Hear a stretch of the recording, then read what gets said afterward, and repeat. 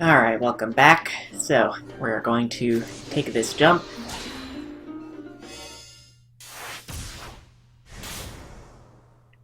And here we are. The workroom door slowly eased open.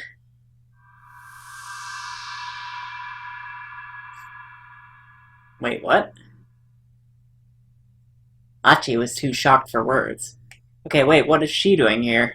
That means Kano must have somehow freed her. Right? Because we don't know... We haven't done Kano's yet, so we don't know what's going on there. The girl who entered looked just like Hitomi.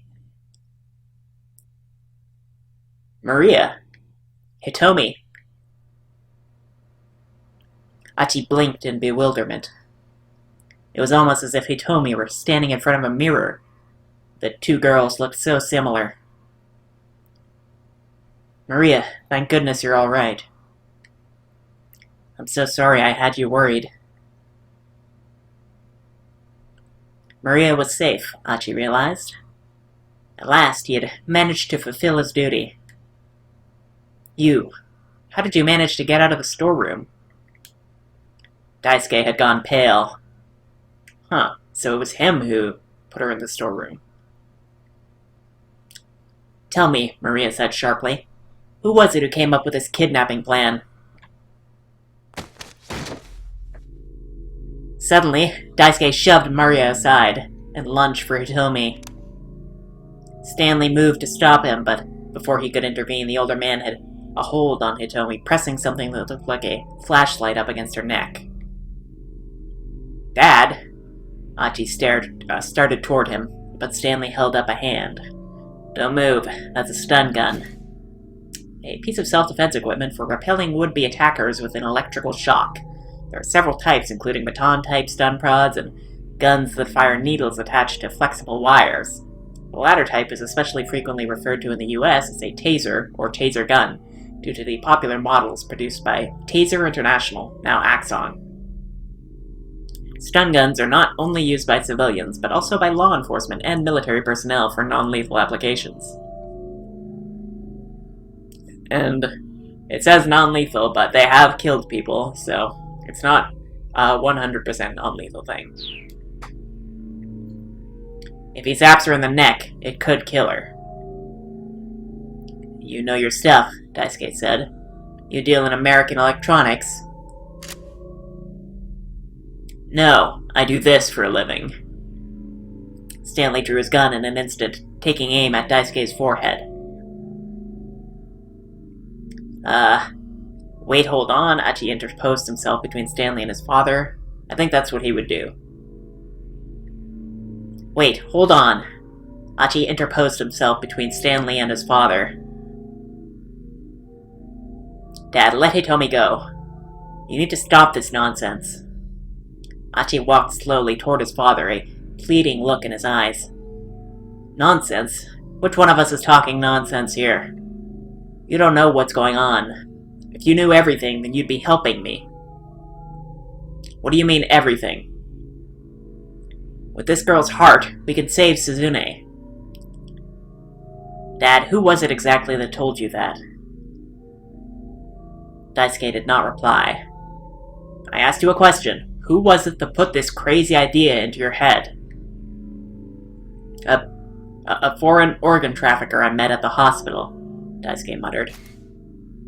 In Japan, a medical professional known as a transplant coordinator handles the liaison between the donor and recipient parties. But there are many cases of illegal or borderline illegal activity carried out by third-party organ brokers. There are countries where organ transplants are openly performed for monetary gain, and no shortage of specialists willing to do the job. These questionable markets include suppliers who source viable organs and tissue for transplant from cadavers. Stanley let out a snort. A likely story.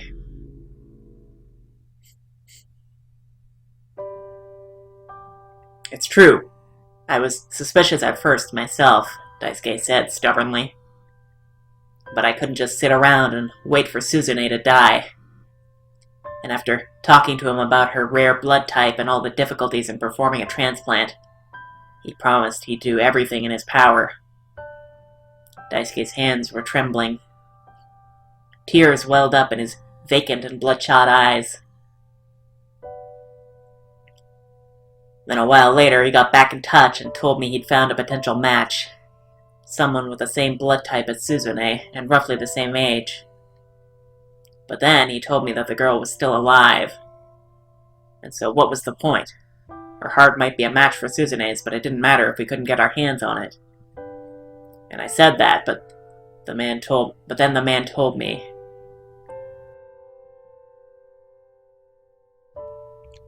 He told you what? Achi bit his lip. He told me to abduct her and turn her over to him. After that, he'd find a way to make it all work.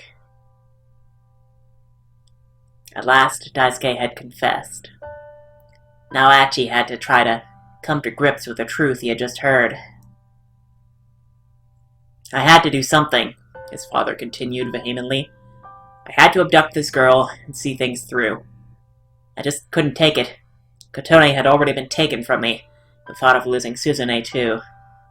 I had to make sure I didn't fail. So it was this organ trafficker who came up with the kidnapping scheme then, Stanley said. He kept his gun aimed at his target.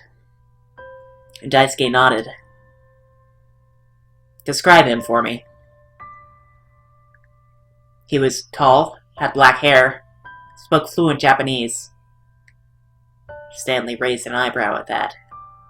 Achi wondered if he had some idea who it might be.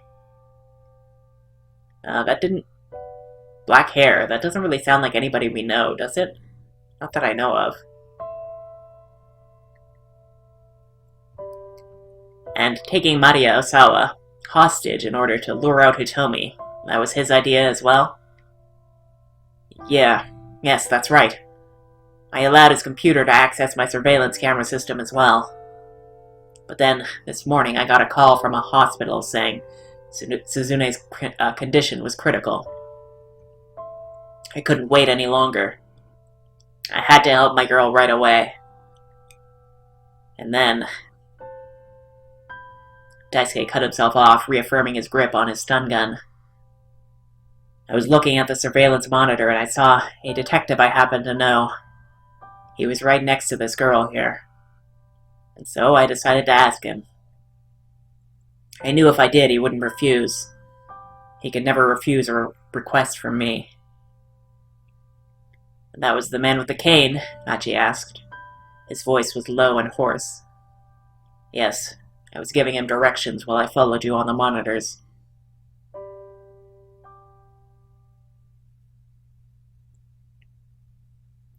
Dad, you need to let go of Hitomi now. There's no point to this.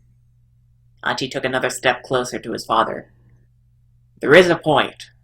If I kill this girl here and now, your sister can get the surgery she needs. But even Achi knew that things couldn't possibly work out that way. His father had grown so desperate to help Suzune that he'd lost all sense of judgment. Why, Achi? Why won't you help me? Don't you want to save Suzune? Daisuke made a pathetic sight. And yet his desperation to save his child was so palpable, it was heartrending. Achi thought back to that time he'd laid his father out when sparring. No matter how pathetic he may have looked, Achi had always felt that sense of paternal love from him. You're not going to be able to talk him down, Stanley murmured. Achi shook his head.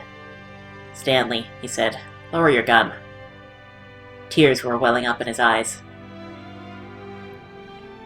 Please, lower your gun. Hearing the determination in Achi's voice, Stanley quietly complied. Achi stepped up to Daisuke, getting a firm grip on his father's slender shoulder. Dad, of course I want to help Suzune. Then why are you trying to stop me? Dad, do you think this is what she'd want you to do?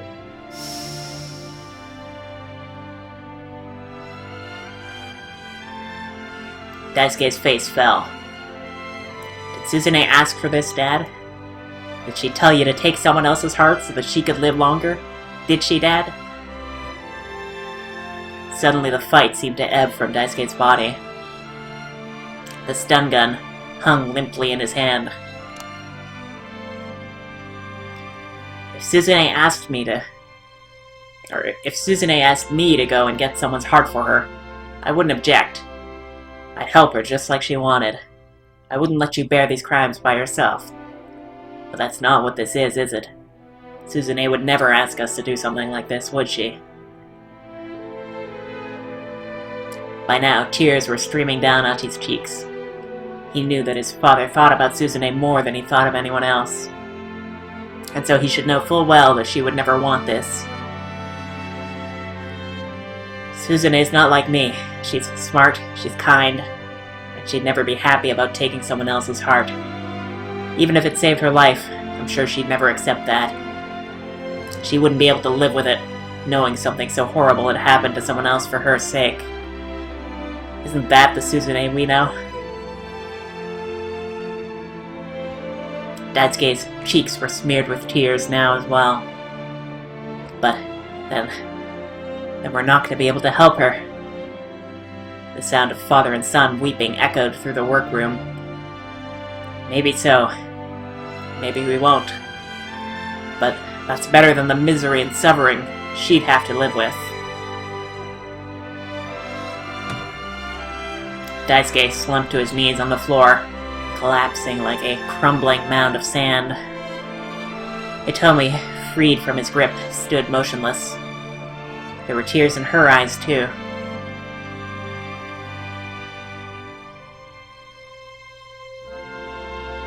You're such an idiot, Dad. Such a complete, utter idiot. Sobbing, Achi embraced his father.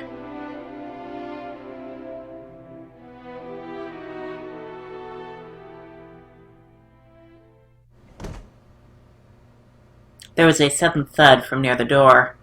Everyone turned to look. What the hell? Uh-oh. Don't tell me the virus is starting to take effect. And a newcomer had appeared. At some point, Kanan had silently entered the room. Now she cradled Maria in her arms. Standing in the doorway was a man Achi didn't recognize, his face pale. Okay, so we could jump to Kano here, but we're gonna hold off on that. Stay back, Kanan shouted at Achi when he tried to approach. It looked like Maria had fallen unconscious. Achi's heart was racing in his chest. An eerie silence fell over the room. For several seconds, no one said a word, their eyes all fixed on Maria.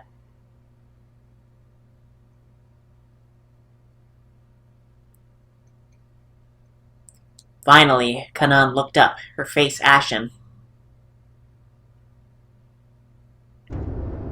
It's starting. Uh-oh. Is this to be continued? I feel like it would be. Yep. Well, things are getting interesting.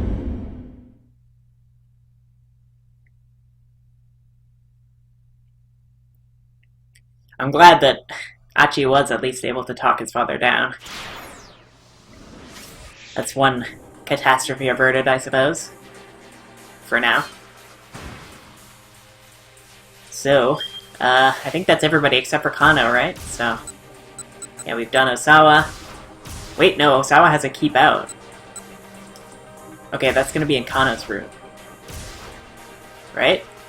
Because Minorikawa had... Oh no, he did have a jump to Osawa. You know what, I think I want to do Kano's, because we know where it ends now, so I think I want to do Kano's and then we'll jump to Osawa. So, that's what we'll do.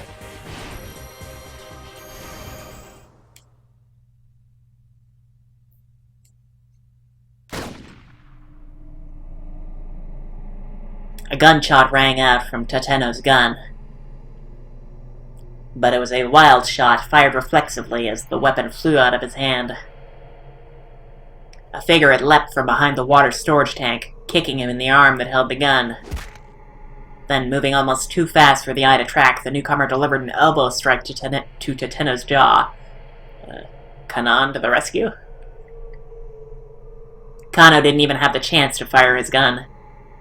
Before he could react, Maria's kidnapper was already laid out on the ground. Without so much as looking back, the girl bolted down the stairs.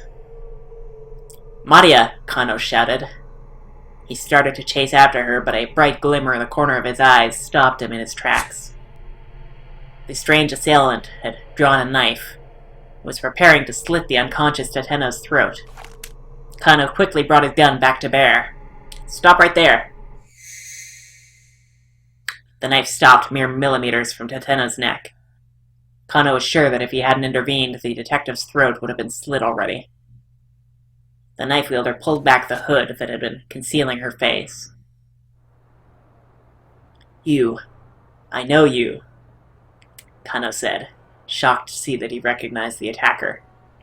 And I was about to go into, the monologue at the beginning of the game Oblivion, but I didn't remember it, so whatever. But I just know that that's the first words you hear in that game.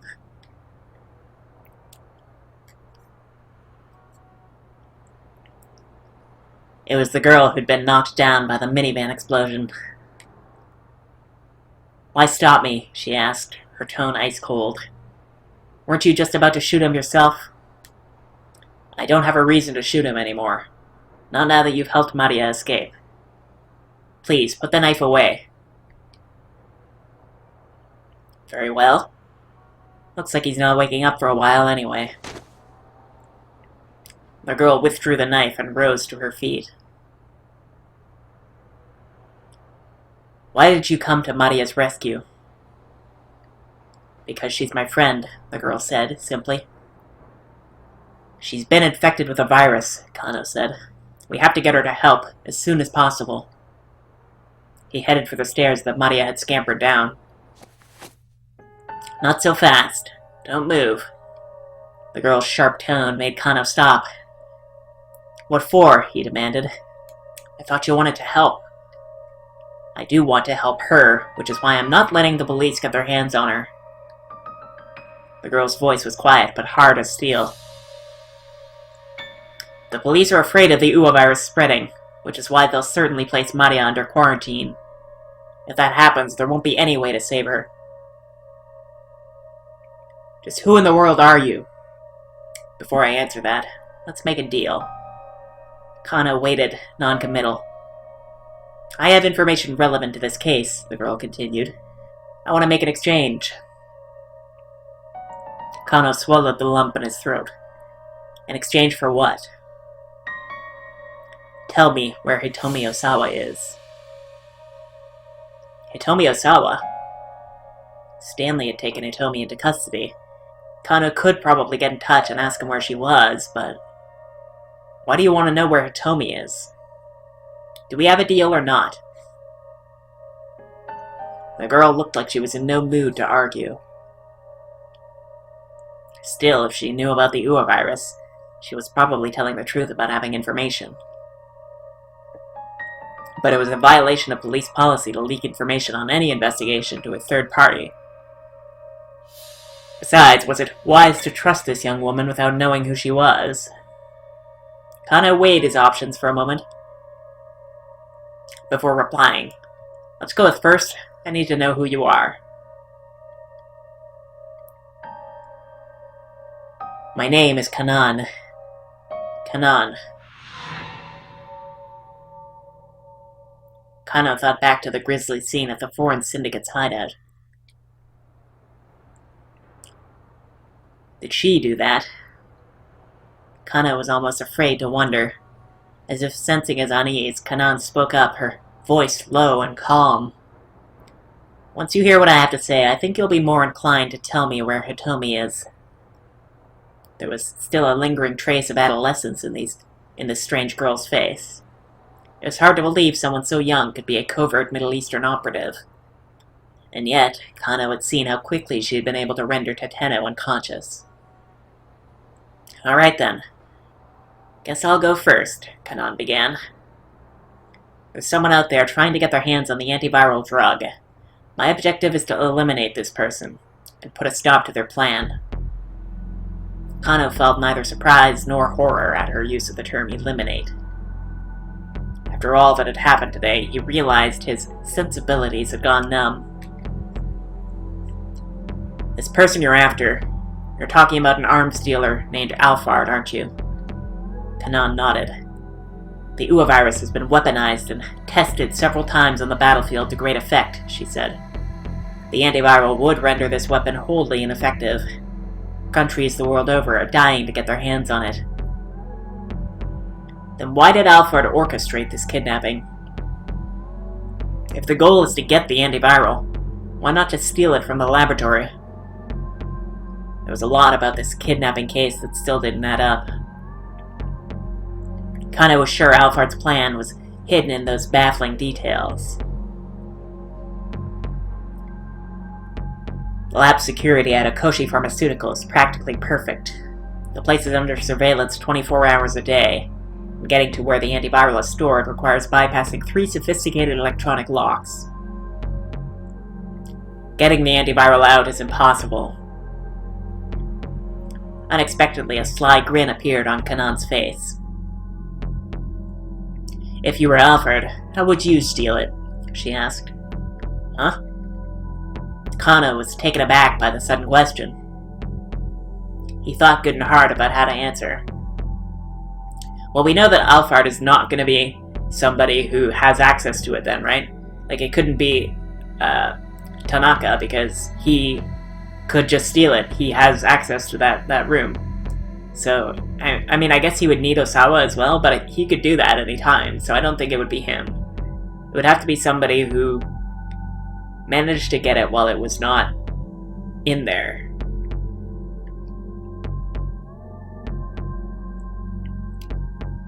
Let's go with, there must be... Okay, well, let's read these. We've got, there must be some way to get the locks open.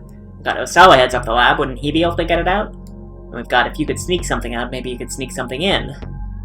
And you wouldn't need to steal it, just wait until the drug hits pharmacy shelves, right? What about that?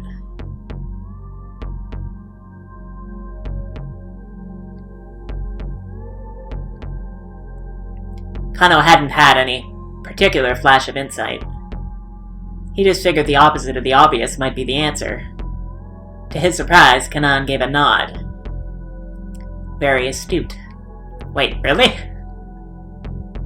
6 days ago, Alphard injected Hitomi Osawa with the UA virus. What? The tale had taken a sudden and very unexpected turn. So it wasn't only Maria who had been infected, but Hitomi as well. And 6 days ago at that. Wait, hold on. Hitomi Osawa was perfectly healthy earlier today. So that must mean... Exactly. Kenji Osawa administered the antiviral to her.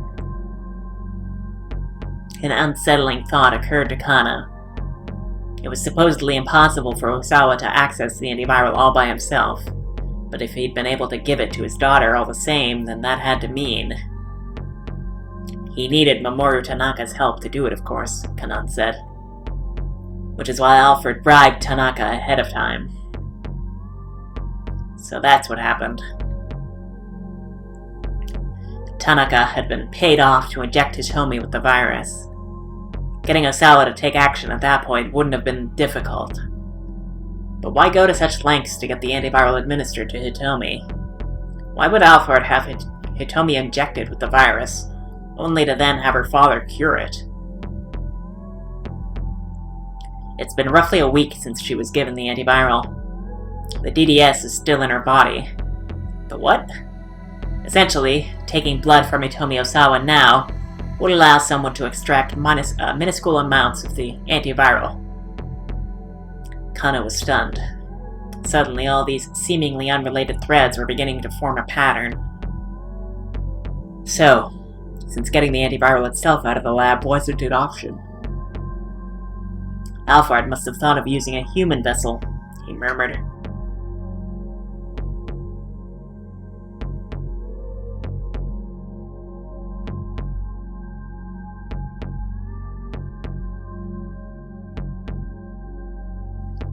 Which means the thing that Alfred's really after is... Kanan nodded. Yes, Hitomi's blood, she finished. Alfred specifically requested that Hitomi make the ransom handoff, Kanan said. Additionally, the crime syndicate was hired to carry out a relay with the attaché case containing the ransom money.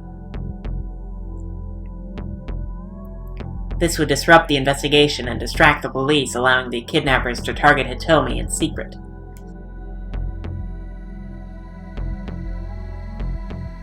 Wait, no, hold on. There was something about this story that still made no sense to Kano. Tell me this, he said to Kanan. Why not just kidnap Hitomi in the first place? Why not use Tanaka for the vessel instead of Hitomi? Was there really no other way to get at the antiviral? Yeah, I would go with why not just kidnap Hitomi in the first place.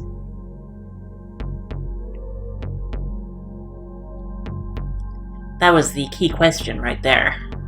Why kidnap Maria instead? If Alvard wanted Hitomi's blood, abducting her, not her sister, was the obvious move. Surely they couldn't have been so foolish as to abduct the wrong target.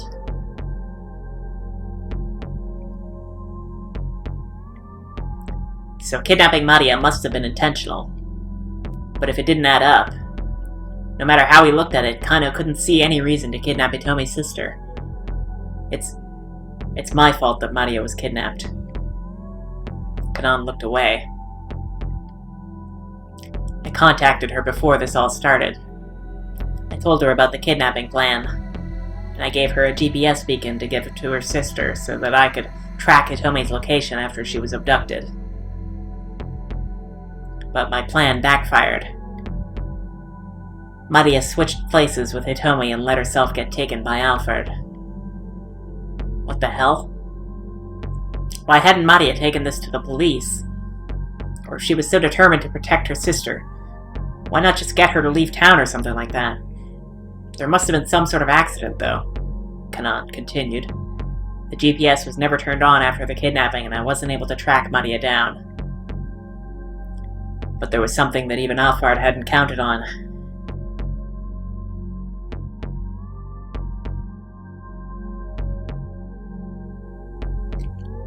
Kanan cast a glance over at Tateno. This person right here, she said. So, Tateno had disrupted Alfard's plan by going after Hitomi himself. Considering where it's all led, Kanan continued, Alfred must be panicking about now. But we can't let down our guard. Even now, I'm sure the mastermind is thinking of some way to fit what this man had done into the master plan. So, it's a perfectly imperfect plan. Is that what you're saying? Precisely. Kanan flashed Kano an approving grin. I heard that from Stanley, Kano said. The man who drove you to the hospital earlier. The case officer, huh? Case officer? So that was it. Stanley was CIA. The U.S. Embassy in Akasha functions as the headquarters for the CIA's Japan branch. As the embassy building is not reliably secure, however, the agency carries out many of its activities in specially constructed embassy annex facilities, often under the guise of culture exchange organizations. There are reportedly over 100 CIA personnel active in Japan, but given the inherent secrecy involved, the exact number is not officially known.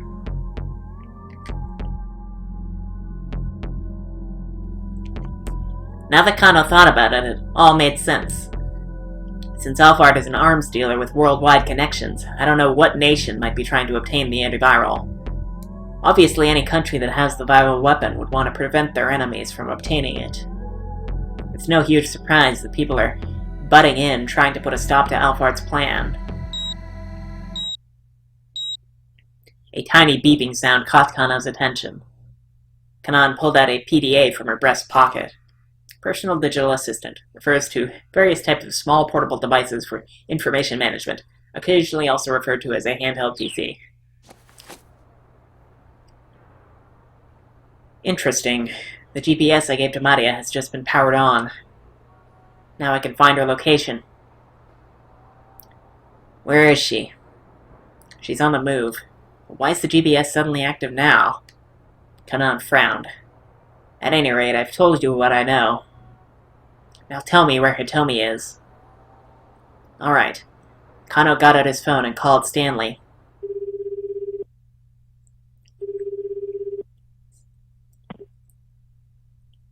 The American was quick to pick up. What's going on? Where's Hitomi?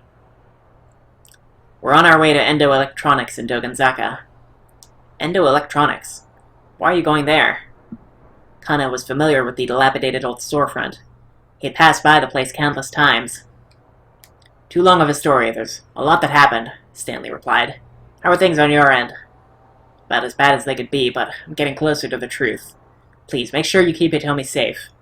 Alphard is after her blood. Her blood? Kano told Stanley what he'd heard from Kanan. I see. So that's what's going on. Once we're finished with things in Dogenzaka, I'll bring Hitomi right back to the precinct. Where is she? Kanan asked as soon as Kano had hung up. She's on her way to an electronics store in Dogenzaka. I see. Kanan checked Maria's location on her PDA.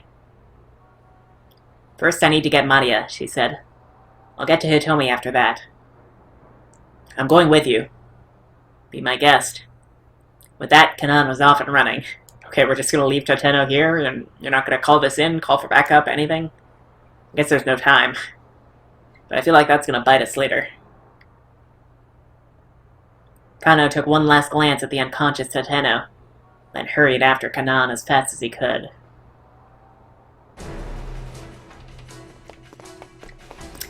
Alright, so we're gonna call it here. So, until next time, take care, and I will see you then.